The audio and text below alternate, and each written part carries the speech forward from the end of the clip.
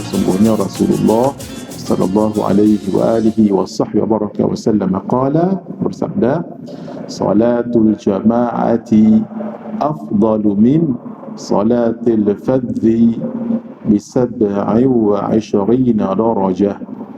Solat berjamaah lebih afdal, maksud lebih utama daripada solat seorang diri dengan 27 kali darajah. Bismillahirrahmanirrahim. Alhamdulillahi rabbil alamin. Wassalatu wassalamu ala asyrafil anbiya'i wal mursalin wa ala alihi wa sahbihi ajma'in. Subhanaka la ilma lana illa ma 'allamtana innaka antal alimul hakim. Rabbi shrah lana sudurana wa yassir lana umurana wahlul 'uqdatan min alsinatina yafqahu aqwalana. Wa la hawla wa la quwwata illa billahil aliyyil 'azim. Wa la hawla wa la quwwata illa billahil aliyyil 'azim. Wa la hawla wa la quwwata illa billahil aliyyil 'azim. Khairu ma uhayyikum bihi tahiyatul islam wa tahiyatul islam assalam. Assalamualaikum warahmatullahi wabarakatuh.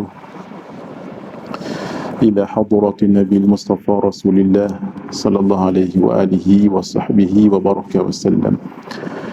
Wa ila kafatil anbiya'i wal mursalin wa ila jami'i muslimina wal muslimat wa khususan ila ruhi masyayikhina wa masyayikhi masyayikhina wa ahli asanidina wa silsilatina wa ila arwahi amwatil muslimin wa ikhwanina al-hadirin wal ghaibin. Wa khususan kita baca surah Fatihah juga, mohon pada semua jamaah untuk khususkan membaca suratul Fatihah, diniatkan pahalanya untuk almarhum guru kami Syekh Muhammad Husni Ginting Al-Langkati, orang Langkat, Al-Indonesi, orang Indonesia, Al-Azhari, sebab beliau lama mengaji di Al-Azhar, belasan tahun duduk di Mesir. Al-Husafi, sebab beliau bertariqat dengan Syekh Abdul Wahhab Al-Husafi. Ala hadhihi niyyah wa ala kulli niyyatin salihah. Al-Fatihah. A'udzu billahi minasyaitonir rajim. Bismillahirrahmanirrahim. Alhamdulillahi rabbil alamin arrahmanir rahim maliki yaumiddin. إياك نعبد وإياك نستعين اهدنا الصراط المستقيم صراط الذين أنعمت عليهم غير المغضوب عليهم ولا الضالين آمين. Alhamdulillah, kita bersyukur kehadrat Allah Subhanahu wa taala malam ini dapat menyambung pengajian hadis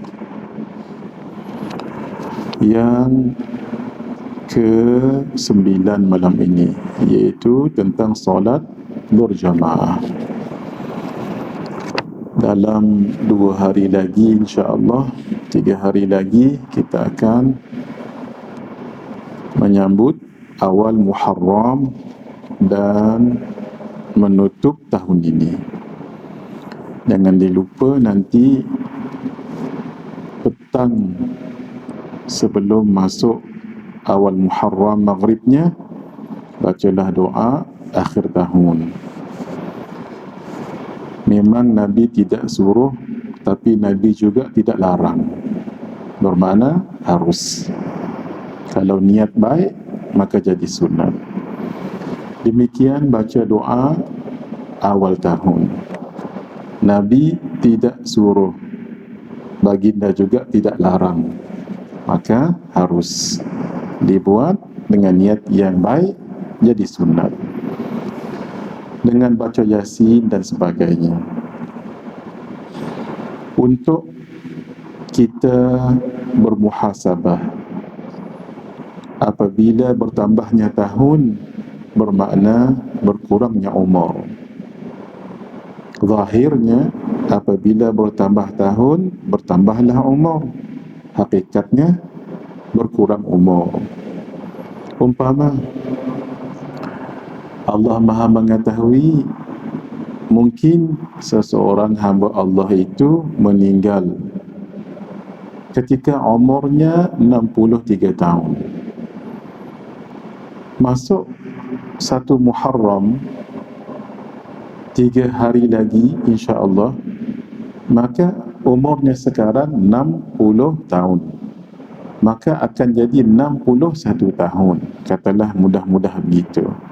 Lalu dianggap sudah bertambah umurnya. Sebab sekarang kan 60, 3 hari lagi jadi 61. Naam, zahirnya begitu. Tetapi kalau takdir umurnya meninggal 63 tahun, bukankah semakin mendekat kepada usia kematian? Karena itulah bersyukur dipanjangkan umur dengan kita banyakkan buat ketaatan kepada Allah Subhanahu wa ta'ala. Ada seorang yang beliau ini tidak sunyi kitab-kitab tasawuf dengan nama beliau. Walhal asalnya adalah seorang perompak besar, Sayyidina Fudail ibn Iyad. Siapa tak kenal beliau? Di Iraq, kalau ada kafilah perdagangan, mereka akan tahdzir, ingatkan kafilah yang lain. Kafilah maksudnya kalau ada 3 ekor unta, itu satu kafilah. Lagi banyak maksudnya lagi banyak kafilah. Jangan lalu kawasan itu.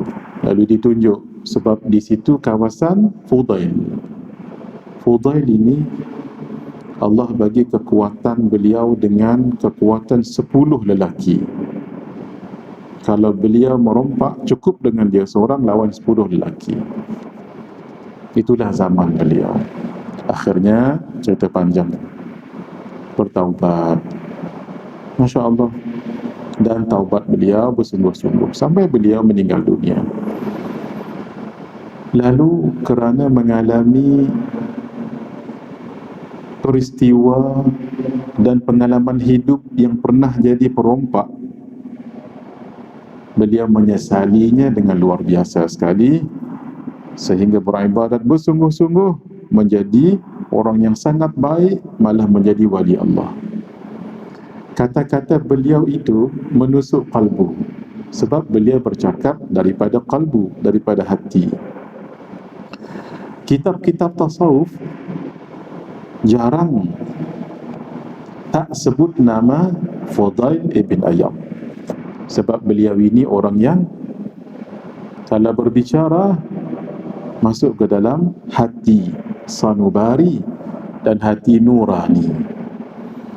Ada seorang pakcik Sayyidina Fudail ini ketika sudah bertaubat dan jadi orang yang sangat baik dan beramal bagus, bertanya dengan pakcik, "Ya wahai pakcik, kam akhadta min umri?" Berapa umur pakcik sekarang? Dijawab, "Sittuna sanah." 60 tahun. Umur pakcik tadi 60 tahun. Kata Fudail, "Laqad salakta ila Allah 60 sanah fa khashitu an tablugh." Kalau begitu, pakcik telah berjalan kepada Allah 60 tahun. Maksud, sudah menggunakan umur ini 60 tahun. Fa khashitu an tablugh. Maka saya bimbang, pakcik sudah sampai saat kematian. Hal arafta dhalik? Adakah pakcik tahu benda ini? Lalu dijawab, "Araft." Ya, saya tahu. Saya telah berumur 60 tahun dan sampai sekarang hidup berjalan maksud kepada Allah.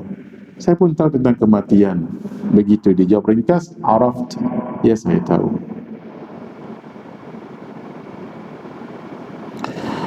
Kata Fudail, "Fa'idha arafta annaka salakta ila Allah, fa'anta mawqufun."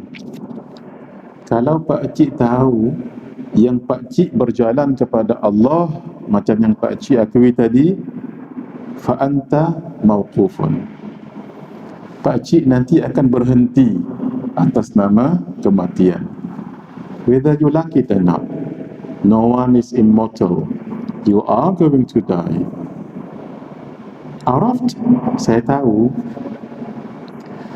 Wa idza arafta annaka mauqufun fa anta mas'ulun.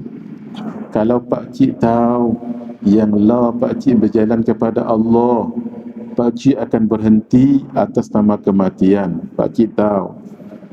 Pakcik pun tahu yang kata pakcik akan meninggal. Lalu pakcik akan mas'ulun, ditanya. Ya, saya tahu, kata pakcik tadi.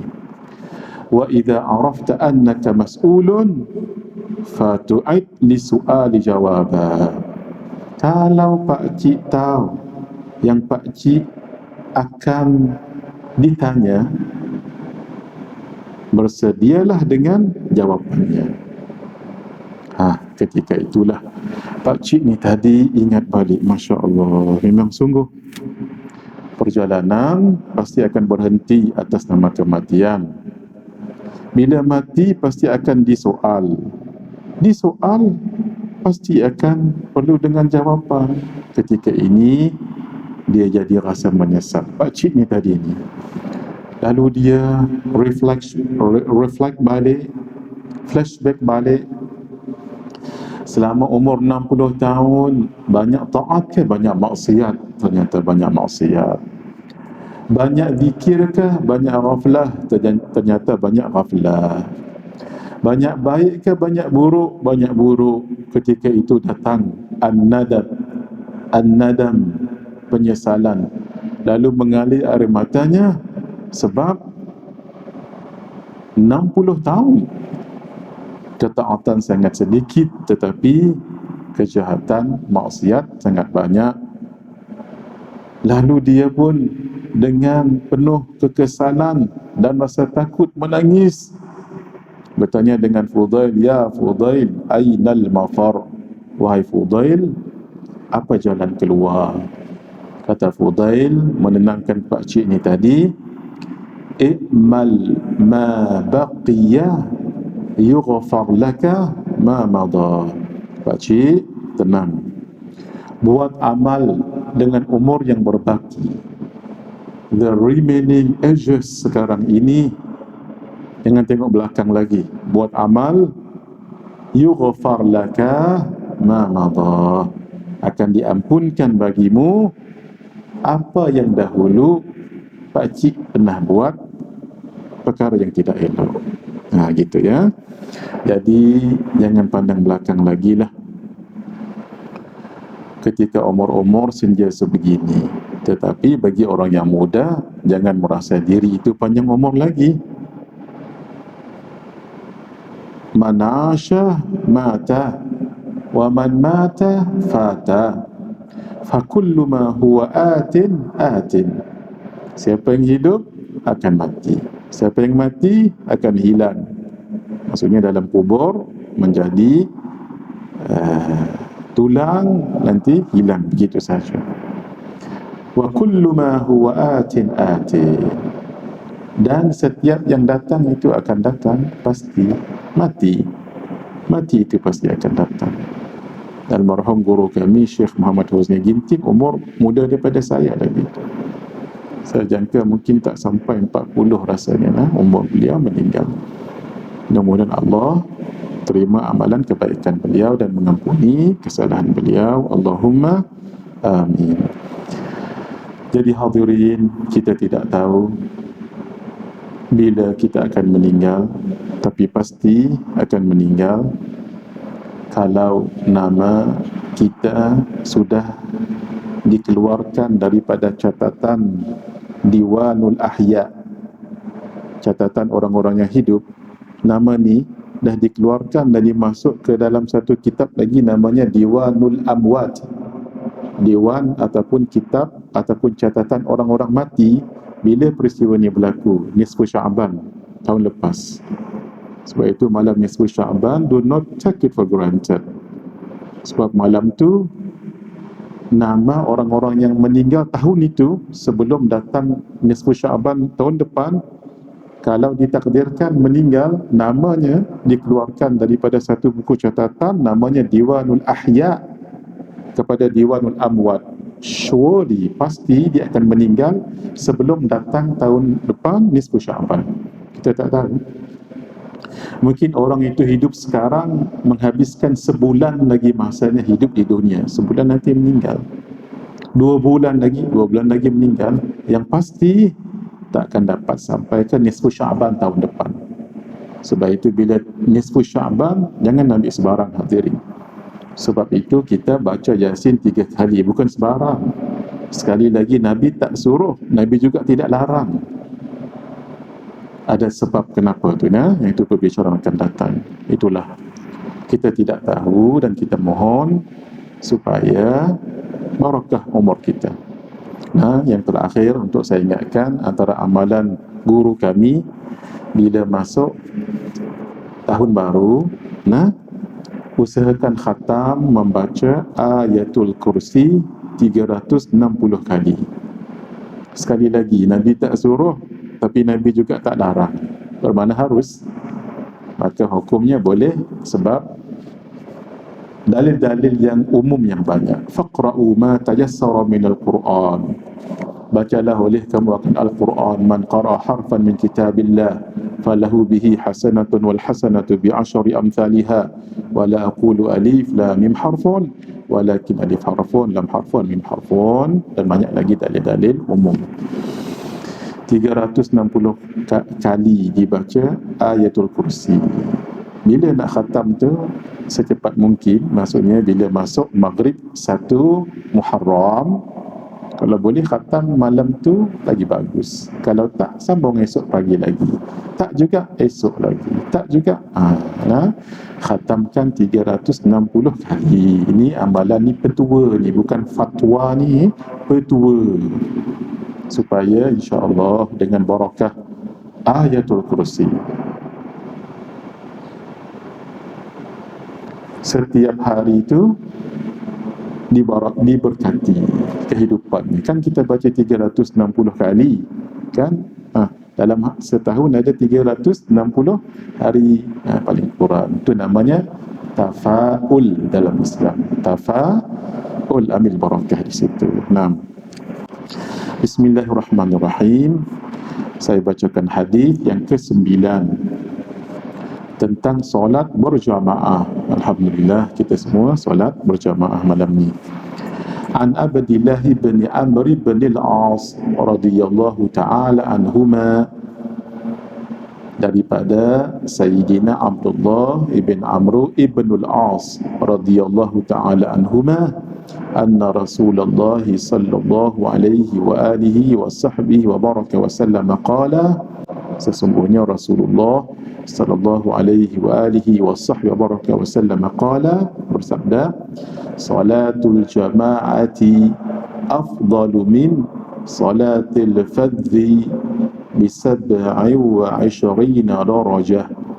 Solat berjamaah lebih afdal, maksud lebih utama daripada solat seorang diri dengan 27 kali darajah.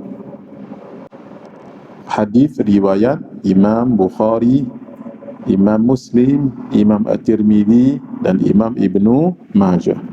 Panduan beramal. Solat berjamaah boleh dilakukan paling sedikit 2 orang. Walau bagaimanapun, lebih ramai jamaah lebih baik. Tapi paling kurang 2 orang. Dan paling kurang, di sini ada syarah lagi, kita baca. Ia boleh dilakukan di mana-mana sahaja. Walau bagaimanapun, melakukannya di masjid adalah lebih baik, kerana keberkatan yang ada di masjid dan keberkatan pada jamaah yang ramai. Keberkatan di masjid. Ada seorang syekh daripada Yaman. Namanya Syekh Aun, kalau saya tak silap. Syekh Aun, anak murid pada Habib Umar ibn Muhammad ibn Hafizahullah. Syekh Aun sebut, yang sempat saya dengar dalam ceramah beliau, masjid ini rahmat, bukan saja rahmat tapi rahmat, punyai rahmat. Bahasa mudah kata beliau, rahmat ini dia seperti bar dalam telefon kita tu kan ada bar tu. Kalau lagi kuat internetnya, lagi banyak bar. Maksud, lagi banyak bar, lagi cepat internet itu, lagi banyak satu dunia kita tahu apa yang berlaku. Itu rahmat.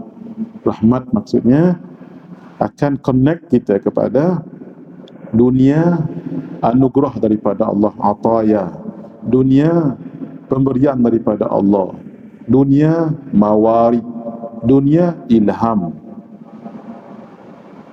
kurniaan Rabbani daripada Allah. Yang paling banyak bah itu di masjid. Yang paling banyak bah itu di masjid. Buktinya, bila kita masuk ke dalam pintu masjid, apa doa kita? Allahumma ftah li abwaba rahmatik. Allahumma, ya Allah, iftah li, bukakanlah bagiku abwab, pintu-pintu rahmatik, rahmatmu. Masuk di depan pintu, kita dah minta rahmat. Belum lagi masuk saf, ke depan. Saf ini makin depan makin afdal, makin depan makin afdal. Saya sudah ceritakan. Dan tambah lagi saf sebelah kanan imam, lagi afdal. Bermaksud kalau imam solat, yang di sebelah kanan imam, di sini sebelah sinilah, itu lagi afdal. Di pintu masjid sudah kita minta abwab, pintu-pintu rahmat. Belum lagi di tengah masjid, belum lagi di saf-saf yang di tengah ini, yang katanya bah tadi tu, rahmat tadi tu. Masya Allah. Itu baru saf masjid. Satu.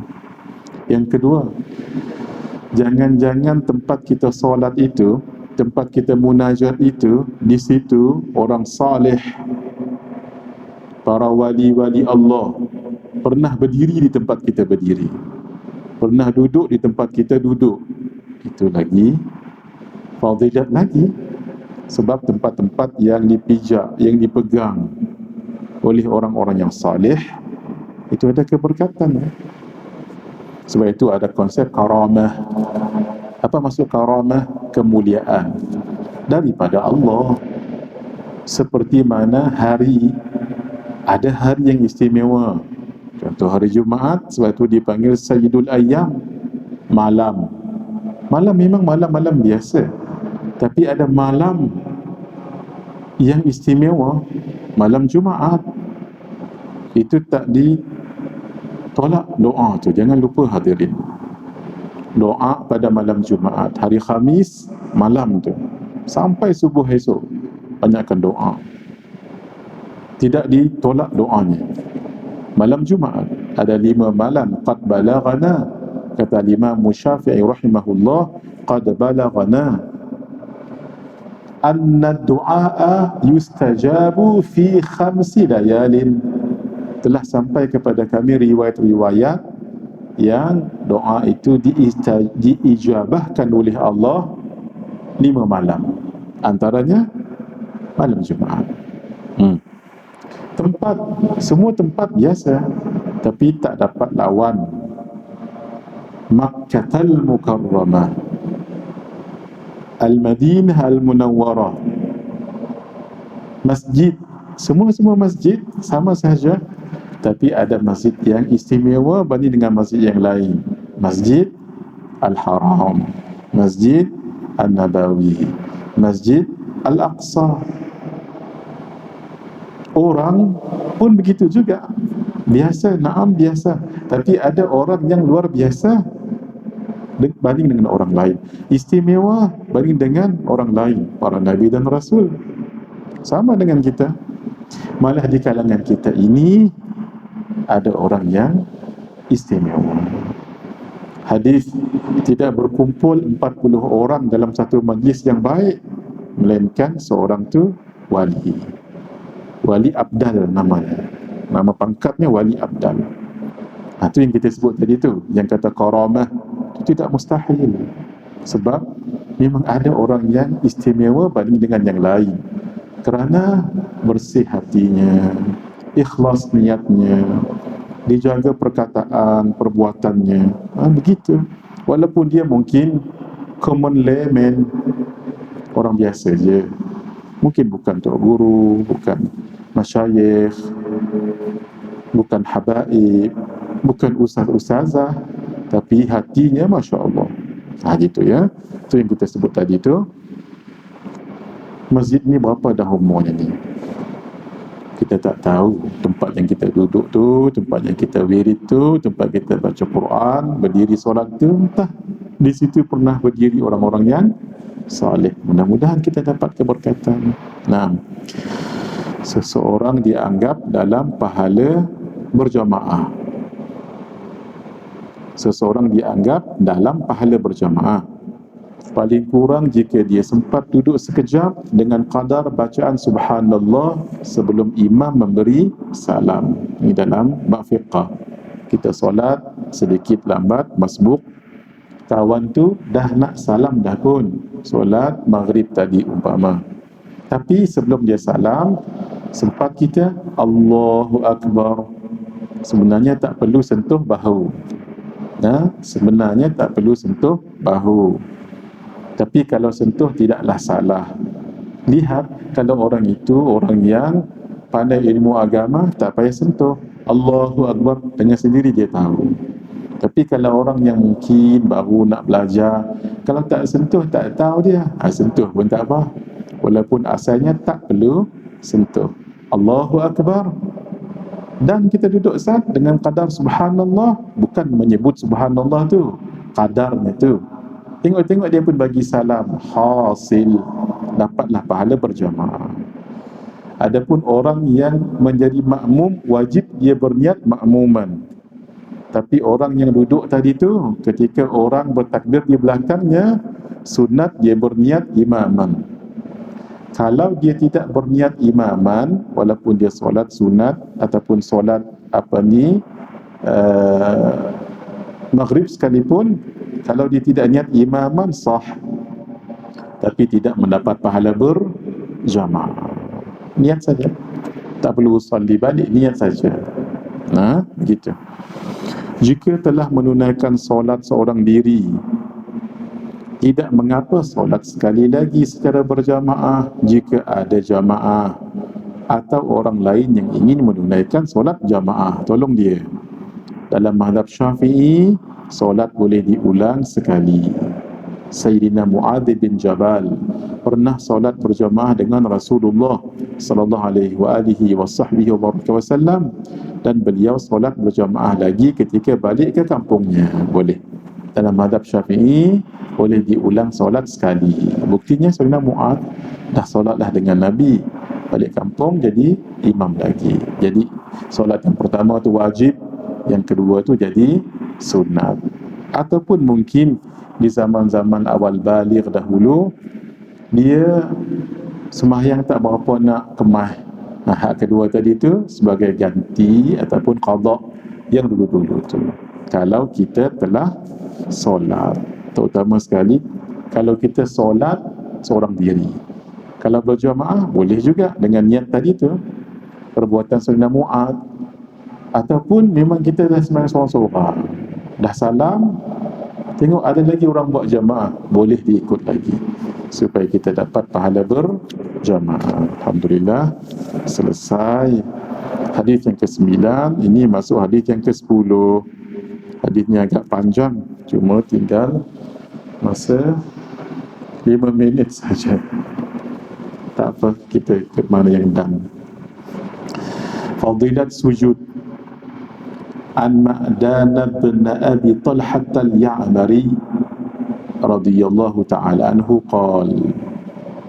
Hadisnya agak panjang sebenarnya. Saya pilih yang saya skip. Hadis yang ke-10 saya skip, tolong diingat tuan-tuan. Saya skip, saya baca hadis yang lebih pendek. Yang ke-11 boleh terus amal waktu solat Isyak ni. Bacaan ketika i'tidal. An Rifa'ah bin Rafi' al-Zurqi radhiyallahu ta'ala anhu qala, daripada Sayyidina Rifa'ah ibn Rafi' al-Zurqi radhiyallahu ta'ala anhu berkata, kunna yawman nusalli wara'an nabi sallallahu alaihi wasallam. Kami pernah suatu hari solat di belakang Nabi. Falamma rafa'a ra'sahu min ar-rak'ah qala, ketika baginda mengangkat kepala baginda daripada rukuk, maksudnya i'tidal, apakah baginda baca? Sami Allahu liman hamidah, Allah mendengar sesiapa yang memujinya. Qala rajulun wara'ahu, ada seorang lelaki di belakang Nabi jadi makmum. Dia pun mengatakan begini, Rabbana walakal hamdu hamdan kathiran tayyiban mubarakan fi. Itu dibacanya. Falamman sarafa, ketika selesai solat, Nabi hairan sebab Nabi tak pernah ajar bacaan tadi. Yang Nabi ajar, Sami Allahu liman hamidah, Rabbana walakal hamd, mil'us samawati wa mil'ul ardi wa mil'u ma syi'ta min syai'in ba'd. Tapi Nabi tak pernah ajar Rabbana lakal hamdu hamdan kathiran tayyiban mubarakan fi. Sebab tu Nabi qala manil mutakallim, siapa yang baca tadi tu? Lepas dia solat, Nabi berpusing dan tanya, siapa baca tadi? Qala, kata lelaki tadi, ana, aku ya Rasulullah. Qal, kata Rasulullah sallallahu alaihi wasallam, ra'aitu bid'atan wa thalathina malakan yabtadirunaha ayyuhum yaktubuha awwal. Waktu kamu baca tadi tu, Allah bukakan hijab sehingga aku telah melihat 30 lebih malaikat. Nabi lihat, ni mukjizat Nabi. Datang berlumba-lumba malaikat 30 tadi tu, siapakah antara mereka yang mula-mula sekali mencatat pahalanya? Hadis ini riwayat Al-Imam Al-Bukhari. Bolehlah diamalkan. Bila imam nanti Sami Allahu liman hamidah, kita boleh jawab terus Rabbana lakal hamd, atau diulang Sami Allahu liman hamidah, Rabbana lakal hamd. Imam Syafi'i menyukai ulang balik Sami Allahu liman hamidah. Dalam kitab Nailul Awtar, Al-Imam Asy-Syaukani mengatakan ulama-ulama mazhab Syafi'i. Kita dan sekejap, saya sambung 5 minit lepas ni boleh nak? Sebab rasa tergantung. Kita adhan dulu insya-Allah.